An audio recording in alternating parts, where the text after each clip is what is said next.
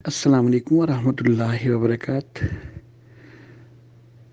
میں تشہد کے حوالہ سے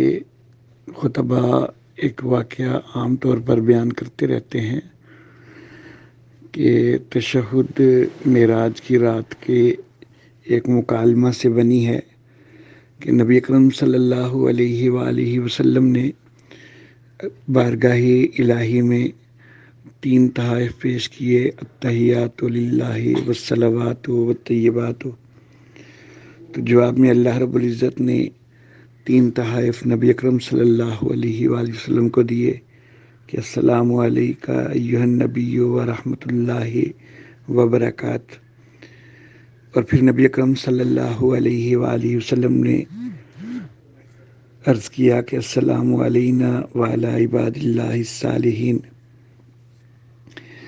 اور اس مکالمے کو سن کے تو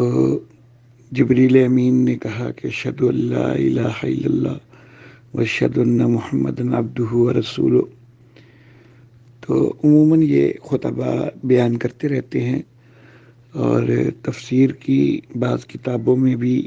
یہ واقعہ مذکور ہے، حدیث کی شروع کی کتابوں میں بھی بعض میں یہ واقعہ مذکور ہے، لیکن یہ واقعہ کسی بھی صحیح سند کے ساتھ، متصل سند کے ساتھ نبی اکرم صلی اللہ علیہ وآلہ وسلم کی زبان مبارک سے ثابت نہیں ہے، بلکہ صحیح سند تو دور کی بات، جہاں تک میں نے اس کے حوالہ سے تحقیق کی ہے اور تلاش کی ہے، تو کسی ضعیف سند کے ساتھ بھی مجھے یہ واقعہ کہیں بھی نبی اکرم صلی اللہ علیہ وآلہ وسلم کی زبان سے نہیں ملا۔ تو بہرحال خطبہ اس کو عموماً بیان کرتے ہیں، بعض حدیث کی شروع کے اندر اور بعض قرآن حکیم کی تفاسیر کے اندر بھی یہ واقعہ ذکر کیا گیا ہے، لیکن جہاں پر بھی ذکر کیا گیا ہے بغیر سند کے جو ہے وہ ذکر کیا گیا ہے۔